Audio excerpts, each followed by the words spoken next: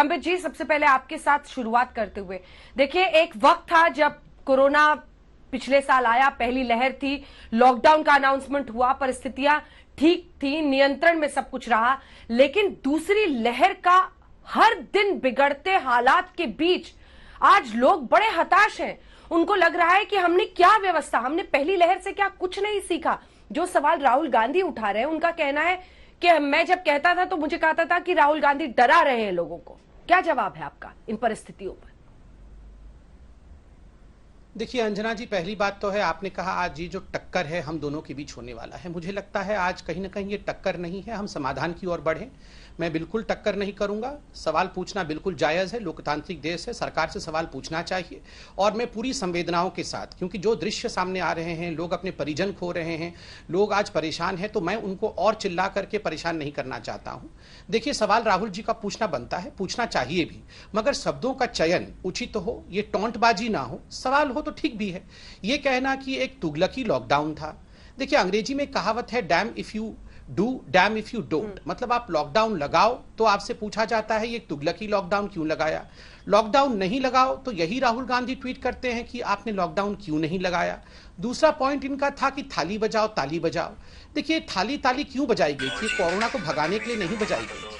राहुल गांधी एक सांसद हैं, वो तो समझते हैं ना कि ये थाली ताली क्यों बजाई गई थी। ये प्रोत्साहन देने के लिए, कोरोना वॉरियर्स को प्रोत्साहन देने के लिए केवल हिंदुस्तान में नहीं पूरे विश्व में बजाई गई थी। और तीसरी बात उन्होंने कहा प्रभु के गुण गाओ। क्यों? प्रभु के गुण गाने के लिए सरकार नहीं कह रही है, प्रभु के गुण कोई भी गा सकता है, इसमें कोई मनाही नहीं है। बिल्कुल समाधान के साथ आइए। मैं एक सवाल पूछना चाहता हूं, देखिए चाहे मैं हूं, चाहे आप हैं, चाहे यहां पर बैठी हमारी कांग्रेस की प्रवक्ता है, हम सब जिम्मेदार लोग हैं।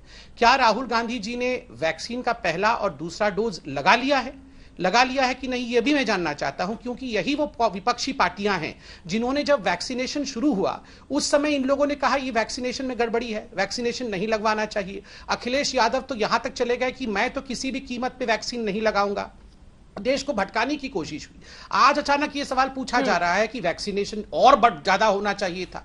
मैं आज विनम्रता से पूछना चाहूंगा, राहुल गांधी जी ने फर्स्ट और सेकेंड डोज वैक्सीन का लगा लिया है या नहीं लगाया है? उससे सर देश की परिस्थितियां ठीक हो जाएंगी, कोविड की, उससे अस्पतालों में परिस्थितियां ठीक हो जाएंगी, उससे टेस्टिंग के लिए ज्यादा लोगों को सुविधाएं मिल जाएंगी, उससे अस्पतालों की हर जगह की हालत ठीक हो जाएगी। सर नहीं, आपने डिबेट ही रखा है, राहुल गांधी के ट्वीट पर डिबेट नहीं रखती और ऑक्सीजन पर रखती, तो मैं ऑक्सीजन के विषय को भी लेके आया हूं, उस पर मैं बताता, क्योंकि आपने कहा राहुल गांधी के ट्वीट पे ये डिबेट है और राहुल गांधी के ट्वीट को दिखाया भी गया है।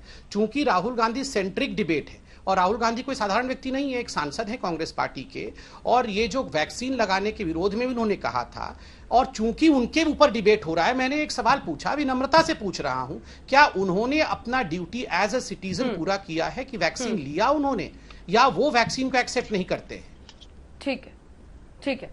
सुप्रिया जी क्या जवाब होगा आपका? सवाल है कि हर व्यक्ति को एक ऐसा हिस्सा था इस पूरे महामारी के दौरान जब विपक्ष बार बार सरकार पर हमला करने के लिए कहीं वैक्सीन पर हमला कर देता था, अफवाहें बहुत फैलाई जा रही थी, लोगों के मन में शंकाएं बहुत बढ़ी। इन सब के बीच उनका यह भी सवाल है कि क्या राहुल गांधी ने वैक्सीनेट किया है, एक नागरिक के रूप में जो जिम्मेदारी दिखानी चाहिए वो दिखाई है?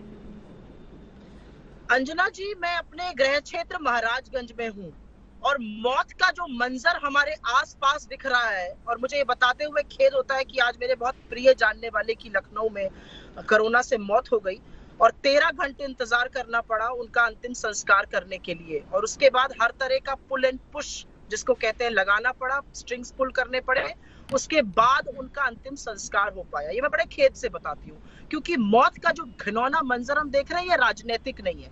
मैं संबित पात्रा जी की एक बात से आज पहली बार सहमत होंगी कि हम टक्कर नहीं, हम समाधान ढूंढना चाहते हैं।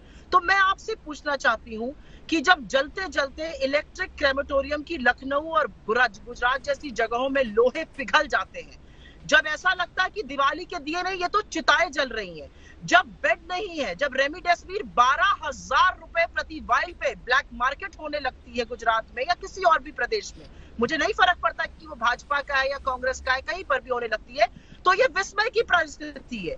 मुद्दा ये नहीं है कि राहुल गांधी जी ने वैक्सीन लगाया कि नहीं लगाया, मुद्दा ये है कि राहुल गांधी जी ने जो बातें उठाई हैं वो सही है या नहीं है।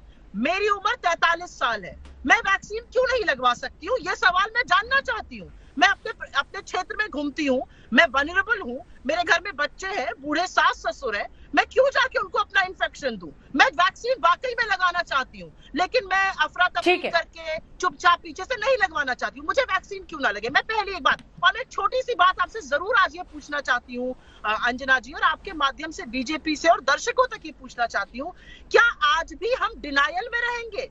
क्या आज भी हम इस बात को नहीं उठाएंगे कि पिछले 1 साल में हमने क्या प्रेपरेशन करी? राहुल गांधी जी ने वैक्सीन लगवाई या ना लगवाई, इसलिए हमारा वैक्सीन शॉर्टेज हो गया, हमने एक्सपोर्ट कर दिया वैक्सीन, हमने एक आदमी से वैक्सीन बनवाया देश में। ठीक है, ये किस तरह की बात है? ये तमाम सवाल मैं उनसे पूछूंगी होगी कि नहीं होगी?